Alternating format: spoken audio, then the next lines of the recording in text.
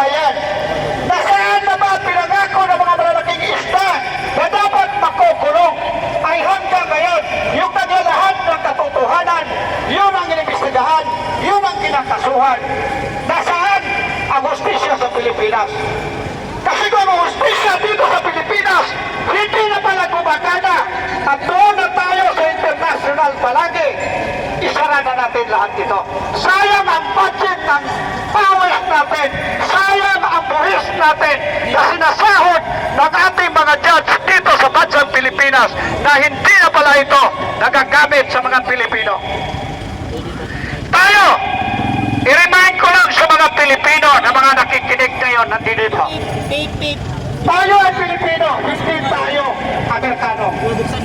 Pero, diba, nagkasala ang ating kababayan doon sa ibang bansa. Anong ginagawa ng gobyerno?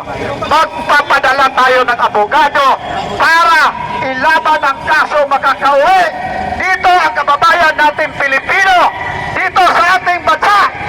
Pero, itong nangyayari sa ating presidente, dinala natin doon.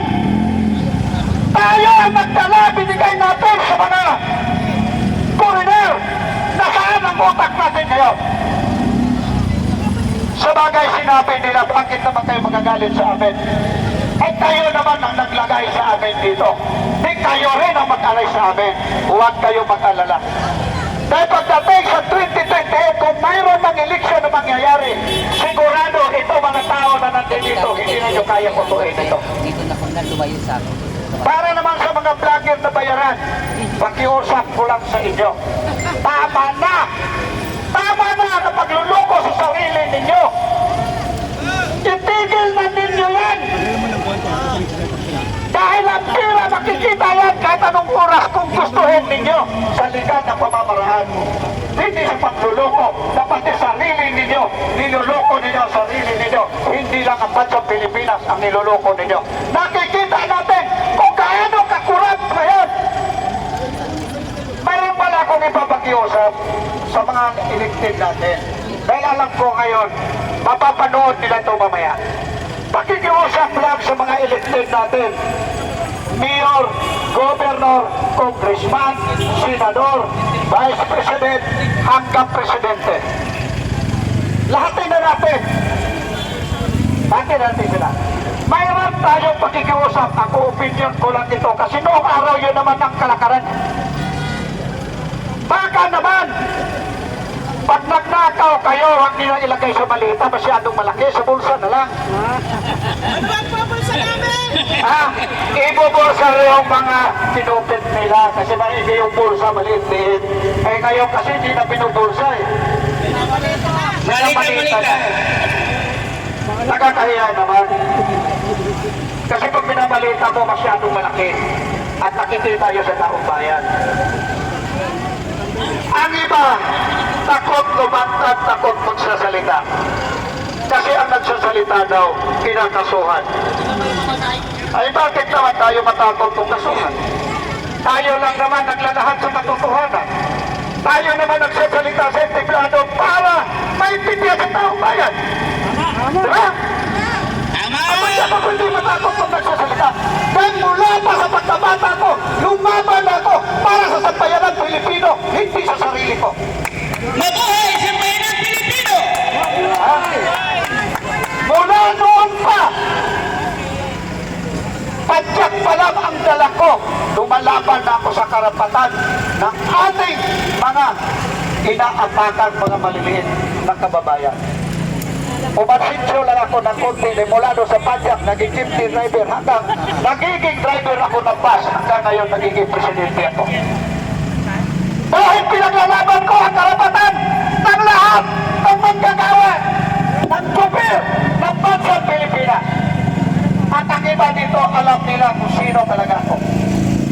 Higit sa kalaman ninyo, ako ang chairman ng Transport Alliance at driver ang konduktor sa buong Pilipinas. At noong 2025, makikita ninyo ako sa lansangan. Lumalaban. At yung pag-alis ng bus dito sa buong Metro Maynila, matagal na pinuputulan yan. Siguro i-refer ninyo kung sino talaga itong kausap ninyo ngayon sa harapan ninyo. Ito na sa harapan ninyo, yun din ang lumaban para hindi manisan ang ating mga mahihirap dito sa bansa natin, dito sa Metro Manila. Kasi ang gusto ng ating gobyerno, doon na lang tayo bababain sa Santa Rosa kung galing tayo doon sa South. Dahil gusto nilang pagkapirahan tayong lahat. At doon naman galing ka sa Cavite, doon ka sa Pite. Pag galing ka sa North, hanggang doon na lang sa Valenzuela. Lumaban tayo dyan. Lumaban tayo dyan. Salamat sa Korte Suprema. Malaki ang pasalamat ko sa Korte Suprema dahil naglabas sila ng permanent injunction. Kaya ngayon, ang mga bus natin andi dito, nakikita pa ninyo sa buong Metro Manila, mayroon pa ng ganyan, pumaparada sa tabi ng kalsada at nandoon pa rin sa mga kanya-kanyang terminal nila at hindi nila pwede pilitin na hanggang doon lang sa Valenzuela. Marami pong salamat.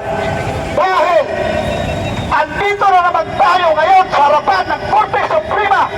Ito na naman ang ipag-iusap natin. Sana po, ito, pakinggan ninyo ang hinaing ng taong bayan. Baka naman, pwede na desisyonan ang kulang-kulang isang taon na pinail ng habeas corpus at hindi ko napahabahin dahil marami pang magsasalita. Nandyan pa sila sa Tony Topacio na sila yung magpapaliwanag kung ano yung dapat gawin dahil mayroon kasi sinasabi na ng Rome Statute, mas maigi ito na yung mga abogado ang magpapaliwanag. Maraming salamat at magandang hapon sa ating lahat, lalo na sa ating mga kapulisan. Marami pong salamat sa inyong pag-assist para sa kaayusan ng ating traffic. Like MMDA nandito ngayon na uma-assist din, tumutulong. Marami pong salamat sa inyong lahat. Magandang hapon. Okay. Ayos. Ngayon, nais ko tawagin dahil medyo marami pang magsasalita. Tatawagan ko ang isa sa mga leader ng OFW na walang iba si Kuya Filemon.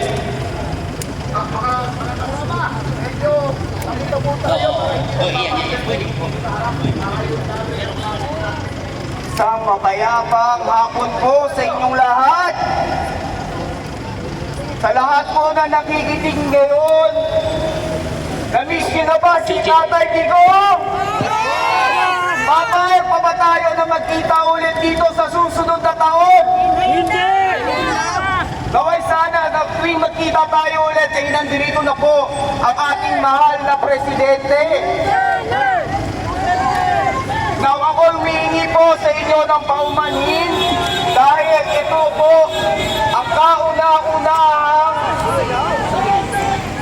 kauna-unahang pagtitipon na sinalihan ko.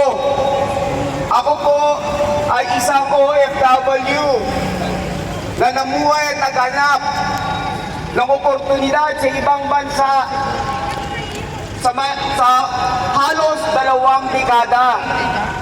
Ngunit kahit malayo po ako, sakripisyo, hindi po nawawala ang kaba sa aming mga dibdib. Para sa aming mga pamilya na naiwan dito sa Pilipinas. At bakit? Dahil sa kawalan po ng oportunidad, malawak ang korupsyon, at paglaganap po ng krimen at droga. Ngunit nung umupo po si Tatay Digong, kami po ay nakahinga ng maluwag. Nagbigay po ng isang katahimikan sa aming mga pag-aalala. Ngunit ngayon, matanong ko po kayo, ano na po nangyari?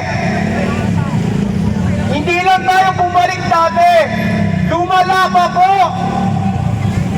Malawakan at lantarang korupsyon, laganap na droga. Saan po